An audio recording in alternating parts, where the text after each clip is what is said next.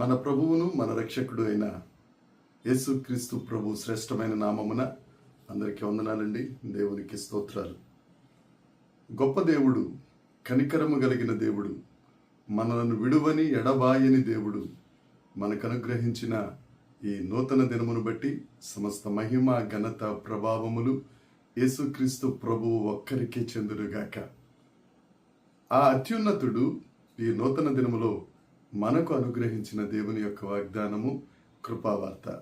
ద్వితీయోపదేశ కాండము 31వ అధ్యాయము 6వ వచనం. భయపడకుడి, వారిని చూచి దిగులు పడకుడి. నీతో కూడా వచ్చువాడు నీ దేవుడైన యెహోవాయే. ఆయన నిన్ను విడువడు, నిన్ను ఎడబాయడు. దేవునికి స్తోత్రం కలుగునుగాక, దేవునికి మహిమ కలుగునుగాక. ప్రభునందు అత్యంత ప్రియమైన దేవుని ప్రజలారా, ఈ నూతన దినంలో దేవుడు మనకు అనుగ్రహిస్తున్న వాగ్దానం, నీతో పాటు వచ్చేవాడు నీ దేవుడైన యెహోవాయే.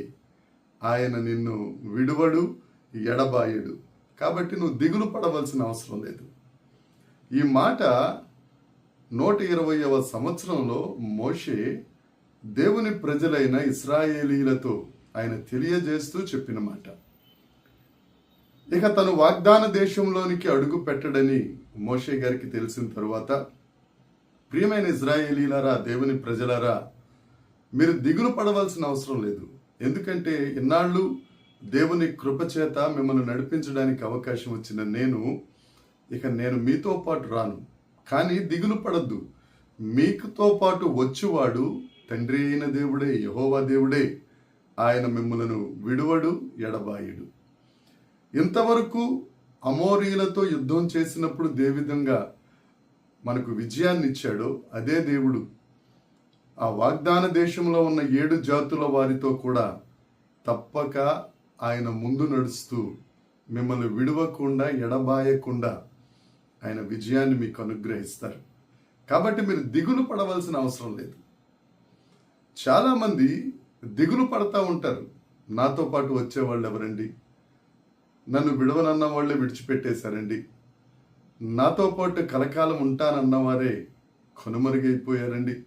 మధ్యలోనే నన్ను విడిచిపెట్టి వెళ్ళిపోయారండి అని రకరకాల మాటలు మాట్లాడొచ్చు. కానీ మోషే ద్వారా దేవుడు నీతో నాతో మాట్లాడుతున్నాడు. దిగులు పడవలసిన అవసరం లేదు. మనం దేవుని చేతిలో చేయివేస్తే, మనం ఆ దేవుని ముఖకాంతిలోనికి మనం చూడగలిగితే, ఆయన సన్నిధి కాంతి మన మీద ఉదయిస్తే దిగులు పడవలసిన అవసరం లేదు.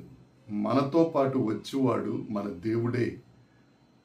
ప్రమాణం చేసిన వారే మనలను ప్రక్కన పెట్టేసిన, ఒంటరితనంతో వేధిస్తా ఎవరు లేరని దిగులు పడతా ఉంటే ఆ దేవుడు అంటాడు, నేను నీతో పాటు వస్తున్నాను కదా, నేను నిన్ను విడిచిపెట్టను, నేను నిన్ను ఎడబాయను. దేవునికి స్తోత్రం.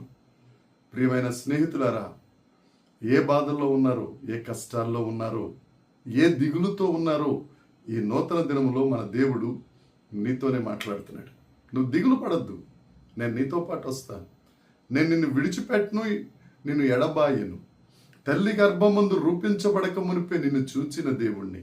నీ ఆఖరి శ్వాస వరకు నేను నిన్ను విడిచిపెట్టే దేవుణ్ణి కాదు. ఒక కాపరి ఒక గొర్రె పిల్ల మధ్యదారిలో పడిపోయింది అనుకోండి, దాన్ని ఎత్తుకుని ఆయన భుజాల మీద వేసుకుని మోస్తా నడుస్తాడు.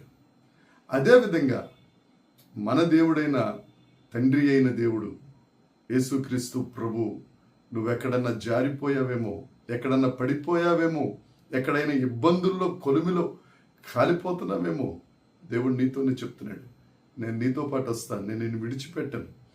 ముదిమి వచ్చే వరకు చంకనెత్తుకునే దేవుణ్ణి. నేను నీకు తోడుగా ఉంటాను. నా ప్రియ సహోదరి, సహోదరుడా, ఈ దినాన్న ఈ వాగ్దానాన్ని గుర్తు చేసుకో.